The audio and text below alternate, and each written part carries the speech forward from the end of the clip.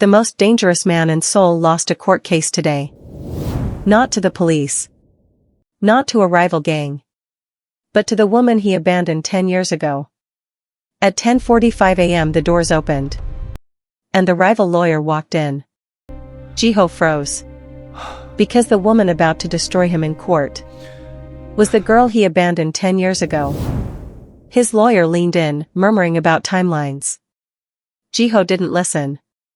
His eyes stayed on the frosted double doors at the far end of the room, the ones that turned everyone behind them into a blur. And the record began. Maya Vance didn't look at him. She walked to the opposite end of the table with the certainty of someone who had rehearsed this moment until it stopped hurting. She set down the folder.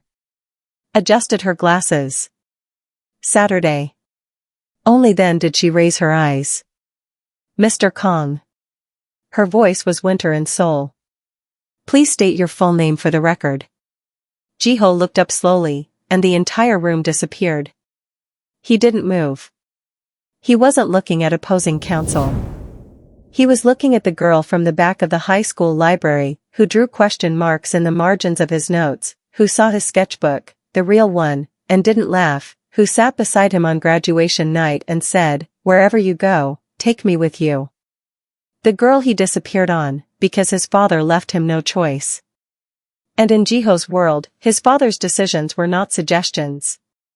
Maya waited, pen poised, expression immaculate. Ji-ho leaned forward, slow and deliberate, and let the corner of his mouth lift the way it used to before people made bad decisions. "Kong Ji-ho," he said. "But I think you already knew that." Because the woman across the table wasn't just opposing counsel. She was the girl he abandoned 10 years ago. For a fraction of a second, something moved behind her eyes. Then it vanished. "Thank you, Mr. Kong." She opened her folder. "Let's begin." The Dragon Slayer had arrived. And she had come to destroy him. And Kong Ji-ho, heir to Seoul's most feared syndicate, understood the most dangerous person in this room wasn't carrying a weapon. She was carrying 10 years of silence. And she intended to use every second of it. Starting with him. The deposition broke at 11:30 a.m. for a 15-minute recess. Ji-ho was on his feet before his lawyer finished the sentence. He moved through the side door into the narrow hallway that ran along the back of the building, the one the staff used for deliveries and the partners used when they wanted to argue without an audience. Maya had always hated crowds when she was angry. He heard her heels before he saw her. She rounded the corner and stopped. For a fraction of a second, her control slipped. Then it sealed back up like it had never happened. "We have nothing to talk about, Mr. Kong." 10 years of silence stood between them. "You haven't called me Mr. Kong a day in your life." His voice was quiet. That was the dangerous kind, the kind that didn't need to be loud to be heard. 10 years and that's how you greet me? 10 years and you show up as the opposing party in my biggest case. She tilted her head. "I'd say we're even." "Maya. Don't." The word hit harder than any threat. "Whatever you're about to say, save it for someone who still cares." She walked past him without looking back. Ji-ho did not try to stop her. Ji-ho stood in the empty hallway and felt something cold settle in his stomach. It wasn't anger. It was worse than anger. It was the specific pain of someone who knew they deserved exactly what they just received. Kong Ji-ho understood he was no longer in control. Not of the case. And definitely not of Maya Vance. He was 16 the first time he saw her. Back of the school library. Third table from the wall. She had 3 textbooks open at the same time and a pencil tucked behind her ear, and she was muttering math formulas under her breath like they were song lyrics. Ji-ho had been sent there by his homeroom teacher as punishment for something he no longer remembered. He sat 2 tables away and pretended to read. He started coming back every day. By the 3rd week, Maya had noticed. She didn't say anything clever or careful. She just slid a sheet of notes across the table and said, "You're going to fail the midterm if you keep staring at the ceiling." He laughed. Genuinely. The kind of laugh that surprised him because he had almost forgotten what that felt like. She tutored him in calculus. He showed her his sketchbook, the real one, not the empty notebook he carried as cover. Pages filled with rooftops and rainstorms and faces he had never shown anyone. She looked at every single page without rushing.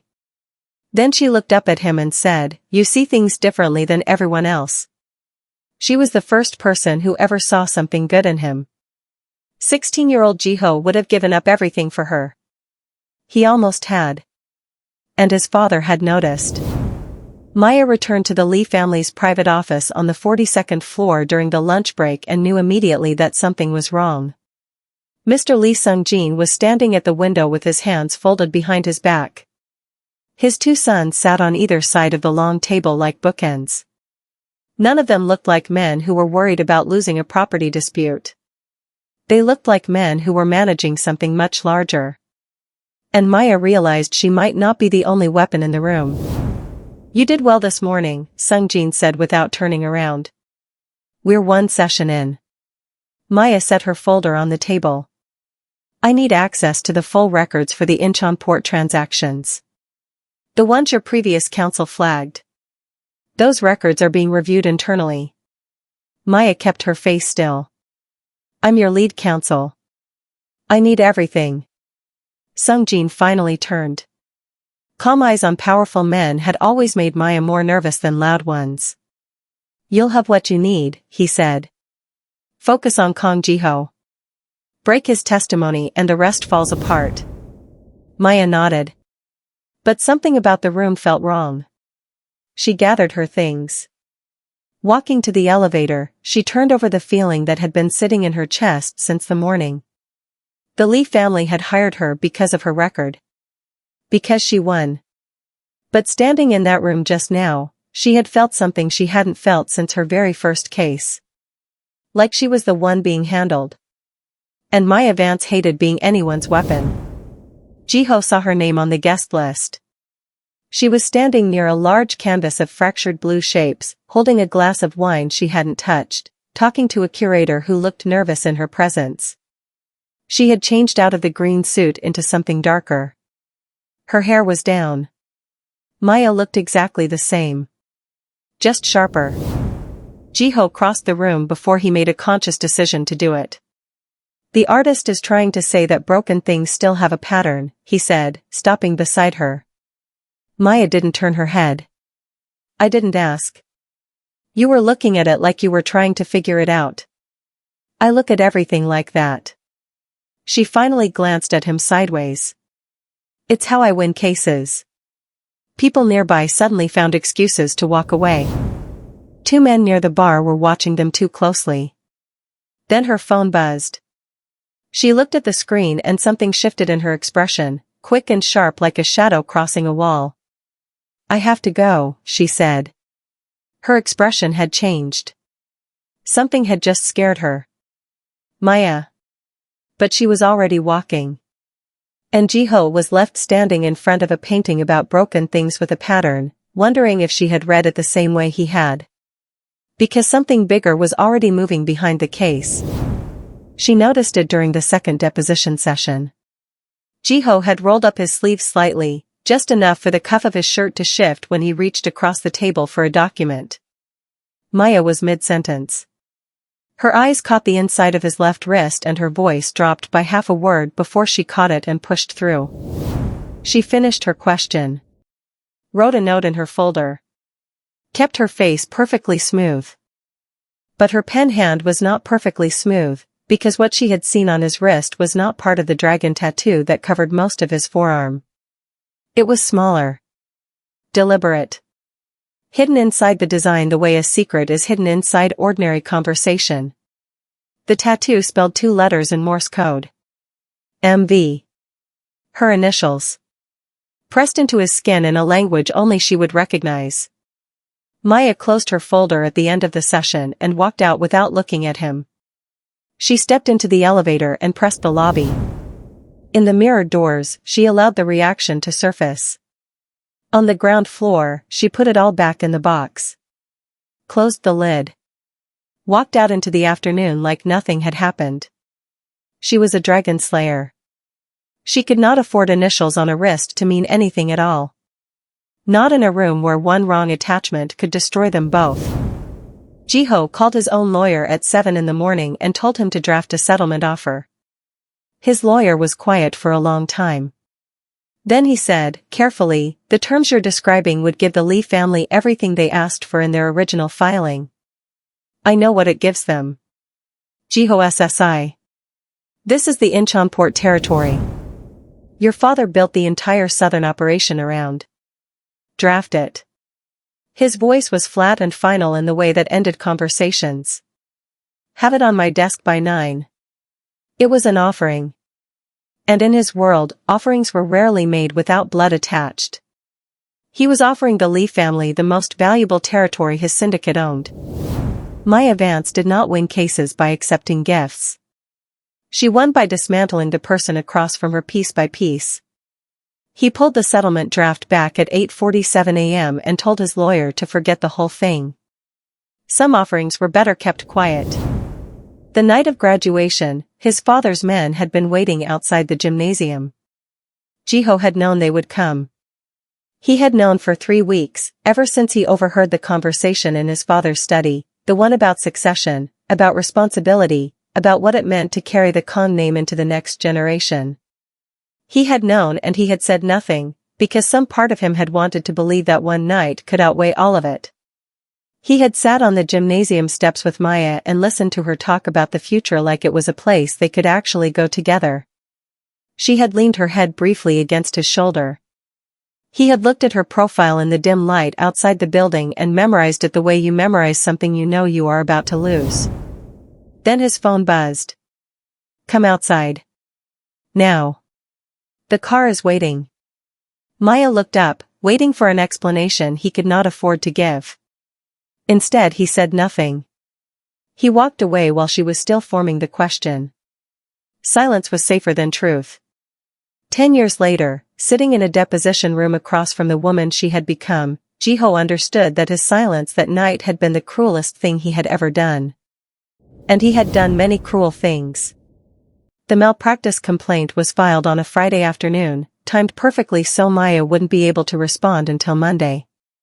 She found out through a colleague who called her at 6 p.m. with the careful voice of someone delivering bad news to a person they respect. Anonymous filing. A claim that she had accessed confidential documents belonging to the Kongwon syndicate through improper channels during the discovery process.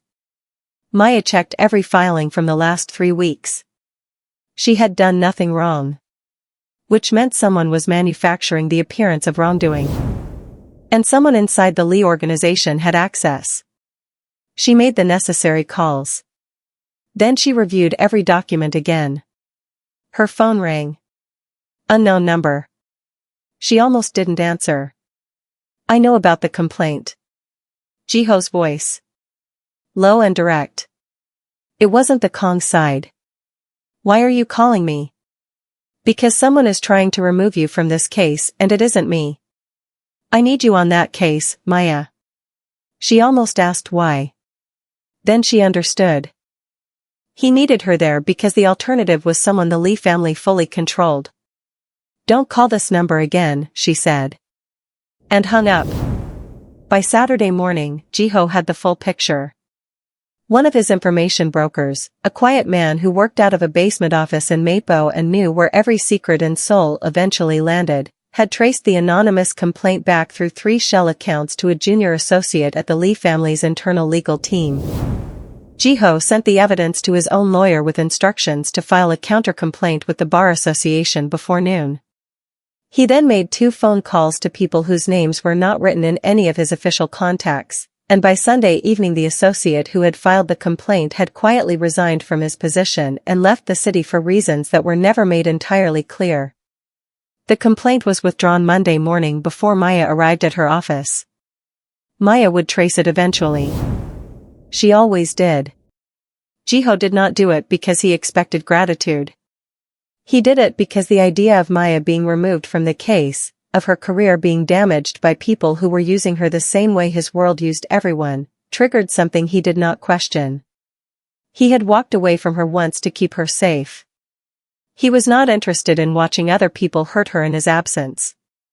That, he decided, was the one line he would never allow anyone to cross again. Not Park. Not the Lees. Not even his father. It was Maya who called him this time. 10 at night.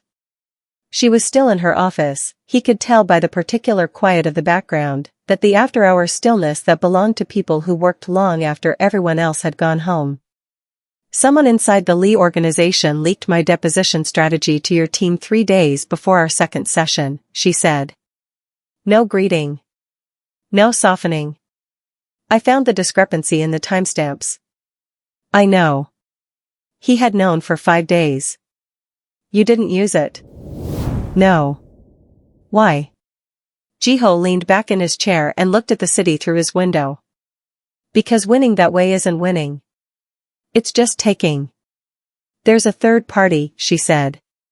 Someone feeding information to both sides and pulling strings that have nothing to do with the port territory dispute.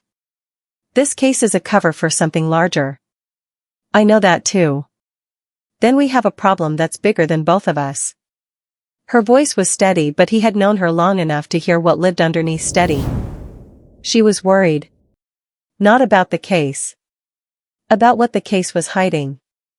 I'm not willing to be someone's instrument, Jiho. Neither was he. It was the first time she had used his name since she walked into that conference room. He felt it land somewhere specific in his chest. Then let's find out what they're actually after, he said quietly. Together. It rained the night they found the third party's name. They had been working in the back office of a neutral building in Yongsan for 4 hours, documents spread across 2 tables, laptops open, the kind of focused quiet that only existed between people who had once been completely comfortable with each other. Maya found the connection at 11:47 p.m. A holding company registered in Singapore, appearing as a silent investor in both the Lee family's development arm and one of the Kongwon Syndicate's legitimate subsidiaries. Someone who profited regardless of which side won, and profited most if the dispute dragged on long enough to devalue the port territory for a third-party purchase. She turned her laptop to show him. Jiho leaned forward to look. They were close, closer than they had been since the hallway on the first day. Park Dae-won, he said. You know him? My father's oldest business rival. His voice was quiet. He's been waiting 20 years for an opening.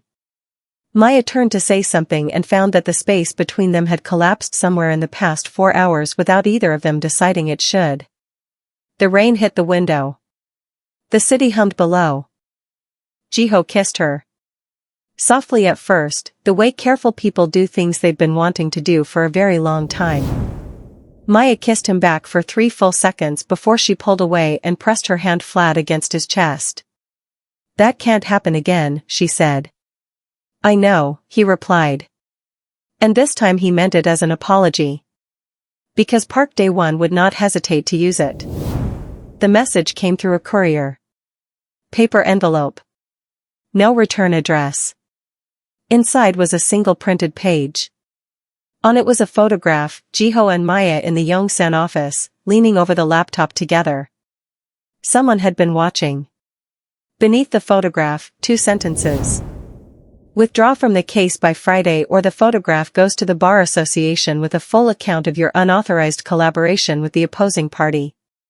If Kong Jiho is arrested on the outstanding tax evasion warrant we have prepared, that is also your responsibility.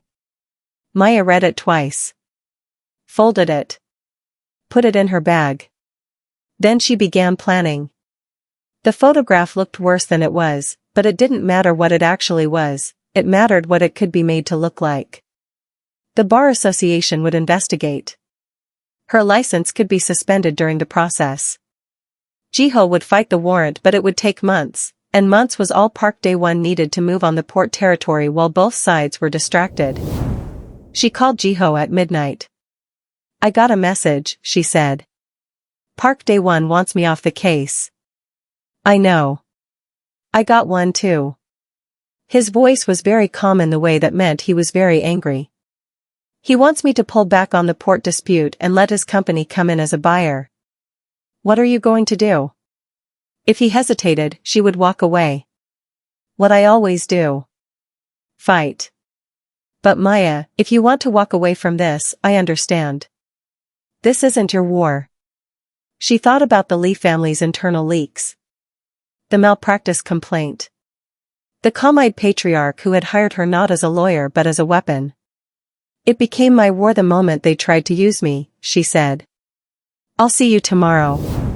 She walked into the courtroom on Thursday morning with something she had never brought to a case before. She had also, very quietly, filed a disclosure statement with the Bar Association the night before, voluntarily declaring her prior personal connection to Kang Ji-ho, the nature of it, and the steps she had taken to ensure it did not compromise her professional conduct. She had removed the weapon before anyone could fire it. The session began. Maya examined the financial records with the focused patience of someone who had been building to this for weeks. She walked the timeline forward slowly. The port territory dispute. The dual investments. The manufactured delays. The third-party position to benefit. Choi Seo-yan objected 3 times. Each objection was overruled. When Maya presented the Singapore holding company's records, the room went very still. Lee Sung-jin, for the first time since this had all begun, looked at his hands instead of the proceedings. Ji-ho sat across the table and watched her work. She never once looked at Ji-ho. Then she picked up her folder and got back to work. And for the first time, the room understood who had truly been in control all along. Ji-ho's father already knew about Maya. In the Kang family, knowing meant preparing for consequences. And Ji-ho knew his father would never trust the woman who could ruin their empire. They met in the same Yongsan office 3 nights before the final session. The filings were done. The arguments were ready. This meeting was about what came after. Maya arrived first. Ji-ho arrived 7 minutes later with 2 coffees, which she accepted without comment. After the verdict, he said, the Lee family will retaliate against you regardless of outcome. Sung-jin doesn't lose gracefully. I know. And Park Dae-won will consider you a loose thread. In his world, loose threads got cut. I know that too. She wrapped both hands around the coffee cup. I've already started building the file. If either of them moves against me, I have enough to take them both down as a response. Ji-ho looked at her steadily. You planned an exit before you even walked into this. I plan exits for everything. Except the things that matter. Those I usually walk into completely unprepared. He knew she wasn't talking about the case. I want to do it differently this time, he said. I don't know what that looks like yet. But I'm not walking away. Not again. Maya looked at him for a long moment, the careful look she used when she was deciding how much to trust something. Prove it, she said finally. Not with words. I've had 10 years of silence. I know what your words cost. Then I'll show you, he said. Starting now. Then don't leave me alone in this again. The second full deposition began on a Monday at 10:45 a.m. This time, the seating arrangement was different. Maya was still across the table, but the Lee family's second chair was empty. Choi Seo-yan had filed a motion to withdraw from the case on Friday afternoon, citing undisclosed professional conflicts. Lee Sung-jin sat with a replacement counsel who had clearly been briefed overnight and was not fully ready. Ji-ho's lawyer had provided documents supporting Maya's timeline of the Singapore holding company's movements. They were submitted as evidence voluntarily, an unusual move that the judge noted on the record. For the first time since this had all begun, Maya and Ji-ho's legal teams were not working against each other. They were working in parallel, pointing the same evidence in the same direction. The opposing party was no longer the Kangwon Syndicate. And everyone in that room understood what that meant. It was Park Dae-won's network, now fully exposed in the light of a formal proceeding. Maya conducted the session with the focused calm of someone who had been building toward this single morning for weeks. Every question was precise. Every answer was documented. When she finished her final line of questioning and closed her folder, the room held the weight of what had just been entered into record. The judge called a 2-day recess to review the submitted materials. 2 days was enough time for Park Dae-won to move without paperwork. Ji-ho looked across the table at Maya. She was already stacking her documents. But as she reached for the last page, her eyes met his for exactly 1 second. No words. Just a look that said, "We did this." Then she closed her folder and stood. The call came from Mino, Ji-ho's most reliable man, at 6:14 p.m. on a Tuesday. "There's a contract out," Mino said. "On the lawyer." Park Dae-won moved fast. "Cash has already been paid." Ji-ho was already standing before the sentence finished. "How confirmed?" "Very. 2 men were seen in her building this afternoon. We have the photos." "Where is she now?" "Her office. 23rd floor." Ji-ho was in the elevator before he ended the call. His driver had the car moving before he finished giving the address. He kept his phone to his ear and had Mino redirect 2 of his people to Maya's building immediately.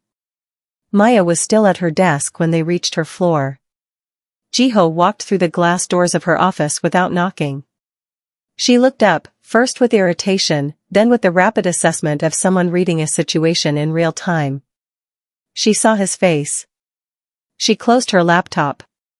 "How serious?" she asked. "Serious enough that you're not staying here tonight." He looked around the office, the floor-to-ceiling windows, the single entry point, the exposed position. "Pack what you need." She didn't argue. That told him more about her level of concern than anything she could have said. She picked up her bag, her laptop, and the folder with the safe documents. "Ji-ho." She paused at the door. "Ji-ho. If something happens to me." "It won't," he said. "Not while I'm breathing." She held his gaze for 1 moment. Then she walked out the door. He followed.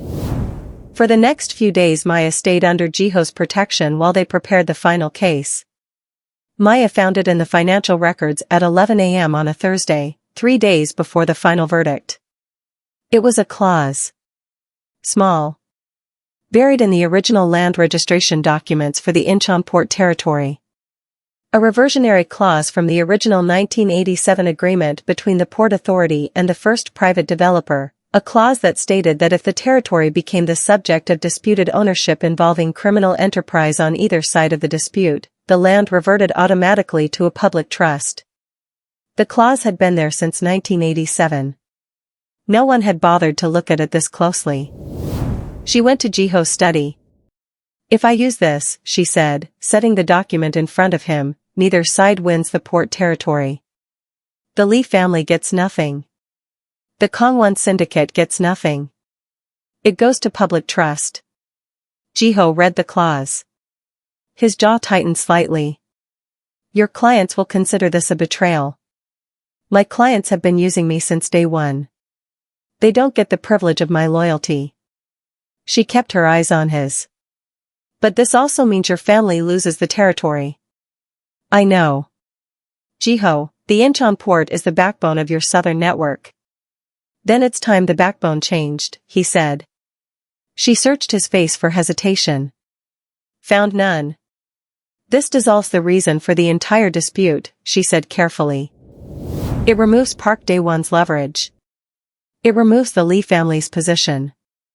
And it gives you a reason to begin separating from the parts of the organization that depend on that territory." "You already saw this," she said. "I hoped you'd find it." She sat down slowly. "You could have used this yourself weeks ago." "Yes." He folded his hands on the desk. "But it needed to come from you. A move like this needs to come from someone clean." Maya looked at him for a long moment. Maya studied him one last time. He did not look away. "All right," she said. "Let's end it." The final verdict came down on a Friday morning. The judge reviewed the reversionary clause for 45 minutes before the session began. When she took her seat and looked out at the room, her expression was unreadable. She read the clause into the record. She cited the 1987 agreement. She noted the confirmed criminal enterprise involvement on both sides of the dispute. Then she awarded the Inchon port territory to public trust, effective immediately. 20 years of leverage disappeared in a single sentence. Lee Sung-jin's replacement counsel filed 2 objections in quick succession. Both were denied. Sung-jin did not hide his shock. Park Dae-won's representatives were not in the room. They had withdrawn from any official connection to the proceedings 2 days earlier. Ji-ho sat at his table with his hands folded and his face composed. His lawyer whispered something to him. He nodded once. Afterward, in the corridor, journalists gathered around Maya with microphones and questions. She answered 3 and declined the rest. Through the lobby window, she could see Ji-ho standing at his car. He wasn't looking at the journalists. He was looking at her. She finished the last question. Picked up her bag. Walked toward the exit. He was waiting. She resigned 2 weeks after the verdict. Not under pressure. By choice. She resigned because she was done being handed to powerful people like a useful object. She found an office space in Mapo, small, clean, a view of the river if you stood at the right angle by the window. She signed the lease on a Tuesday. By Thursday, she had 2 junior associates who had followed her out of the old firm and a paralegal she had worked with for 4 years. Ji-ho showed up on Friday with coffee and no fanfare. Silent partner, he said, setting the coffee on her new desk. Absolutely not. Financial backer, then. Clean money. Legitimate holdings only. He glanced around the office. You'll need capital for the first year. I have savings. You'll go through them faster than you think. She looked at him steadily. If I take your money, people will say I'm compromised. People already have opinions about you. He held her gaze. Let your work answer them. Maya looked at the coffee. At the river in the window. At the man standing in her new office like he was asking for entry. Completely silent, she said. Completely, he agreed. She picked up the coffee. And Ji-ho. I know, he said quietly. I'll prove it. Not with words. She didn't argue. 1 year later. A Saturday. The apartment was on the 4th floor of a building in Mapo, 10 minutes from the office. Morning light came through the east window and landed on the kitchen table in a warm, quiet rectangle. Maya was sitting at the table with her laptop open, a coffee going cold beside her, making notes on a brief that was due Monday. Ji-ho came in from the other room and picked up her coffee without asking. He went to the counter, poured the cold one out, and made a fresh one. He set it beside her hand. She didn't look up. That was still drinkable. It was not. She turned a page of her notes. I have 4 cases going right now. I know. You told me about all 4 of them last night. The Shin Electronics one is going to be complicated. You like complicated things. She finally looked up. He was leaning against the counter, his own coffee in hand, still wearing the plain dark shirt he slept in. The tattoos on his wrist caught the morning light, the dragon, and inside it, 2 small letters in a language she had taught him from a library book when they were young. She had stopped asking him to cover them. What time is your meeting? She asked. 11. I'll be back by 2. I'll probably still be working. I know. He said it the way people say things they have made peace with, not resigned, just honest. He crossed to the table and set his hand briefly on her shoulder. She reached up and covered it with hers without looking away from the brief. Outside, Seoul moved through its morning. The Han River caught the light and broke it into fragments. Ji-ho adjusted her coffee slightly closer to her hand. She kept writing. 10 years ago he chose power. This time he chose her. But trust is harder than love. Should a woman like Maya ever trust a man who once walked away?